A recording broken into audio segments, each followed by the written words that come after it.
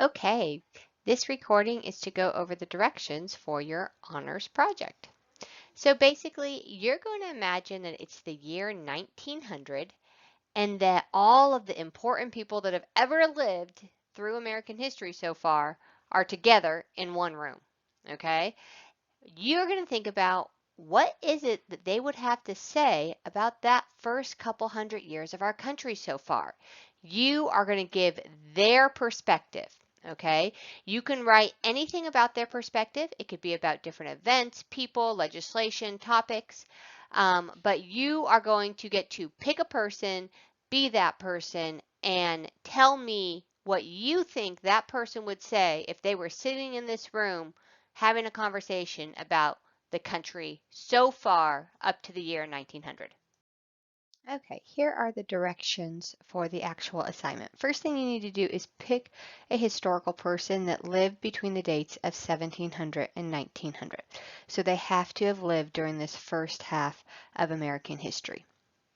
Okay, you're going to create, or the first thing you're going to write is an introduction paragraph. This is only one paragraph, and your focus is going to be on their beliefs and their accomplishments.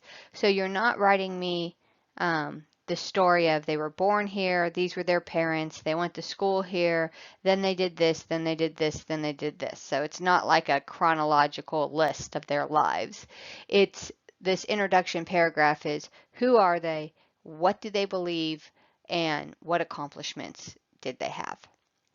Then the majority of the project is answering these 7 questions, okay? And these 7 questions all focus on one of our big concepts from American History 1. So for example, what do you think is the biggest turning point, right? So this first question is about turning points. The second one's about exploration, conflict and compromise, equality, foreign policy, war, the American dream. So each of these you are going to answer over the course of the second half of this semester. And these two are only one paragraph, and I'll talk about the requirements for this. So you're not writing long papers, you're writing very short, very specific paragraphs that explain how your person would have felt about these 7 questions. Okay, and then finally you're going to write a conclusion. Okay, and this is basically what do you think your historical figure would have predicted for the United States from 1900 on.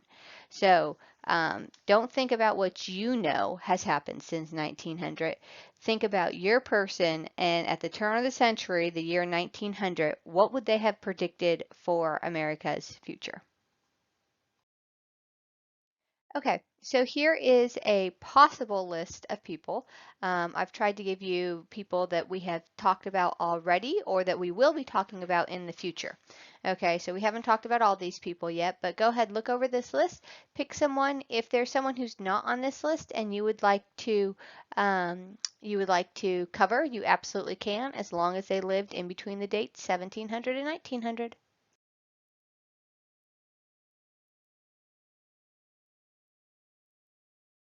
All right, so this rubric shows how you're going to be graded. Basically, every paragraph you write is worth 25 points. So your biography paragraph is worth 25 points.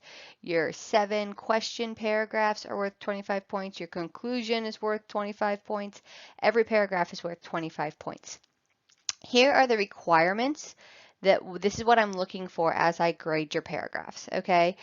You need to write in the first person. So this is an exception to what we normally do when we write constructed responses because you're pretending to be the person. So if you're George Washington, if that's the person you picked, you're going to write it as I, George Washington, the first president of the United States, okay? So write everything in the first person. You always, your first sentence of the paragraph should be an introduction with the person's stance or perspective on the topic. So you can almost kind of think of these as little mini constructed responses, right? When we write our constructed response, the first thing we always do is restate the question. Well, same here. Again, let's pretend you're being George Washington. Your first sentence might be, I, George Washington, think the biggest turning point in America is dot, dot, dot. All right. Then you have to include a primary source quote. All right. Ideally, this would be from your person, but if it's not from your person, it should be from the time period and must relate to that person. So again, if we are pretending to be George Washington, maybe the quote I use is from Thomas Jefferson about George Washington. That's fine. It's from the time period and it relates to our individual. But I wouldn't be able to pick something like, I don't know, President Ronald Reagan in the 1980s talking about George Washington. That wouldn't be appropriate, okay? It has to be from the time period, so someone who was alive when your person was alive, and it has to be talking about your person, okay? But again, ideally, if you could find a quote from your person, that's even better. Now, here's the thing about primary source quotes. You might find a whole paragraph that has interesting information. Do not copy the whole paragraph, okay? You want to pick the most important parts of the quote, okay? So maybe it's the first sentence, and then you could do dot, dot, dot, and then do the third sentence, and dot, dot, dot, and then do the fourth sentence. That's fine, but definitely a primary source quote should be no more than 3 to 4 sentences, okay? You want to focus, really be specific and intentional about the quote you use, okay? Then after you put your primary source quote up there, that's the next thing you do is explain how the primary source supports their position. So again, if you're talking about George Washington and turning points and you put a quote up there, you need to explain from George Washington's perspective how that quote supports their position. Okay? And then finally, as always, you need a concluding sentence to wrap up your thoughts on the paragraph. Okay, here are your due dates, so make sure you mark your calendar so that you have all of the due dates for this project.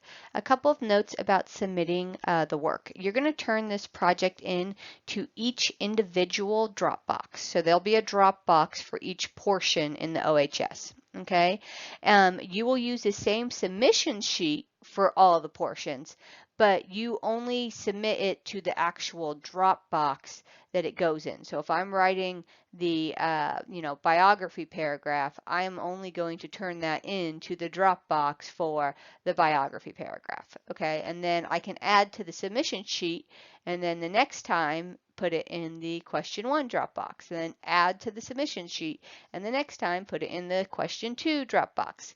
Okay, but because I'm grading each paragraph individually, it needs to be in its own Dropbox.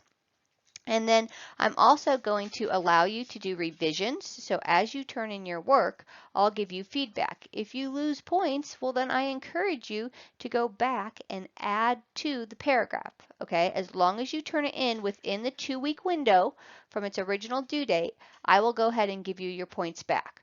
Just make sure that when you turn it back in, you're turning it back into the original Dropbox, because again, each paragraph is graded separately. So you can't, if you redid question 1, you can't turn it into the question 4 Dropbox. I can't give you points for question 1 in the question 4 Dropbox. So if you're doing a resubmission, please, please, please make sure you turn it into the original Dropbox.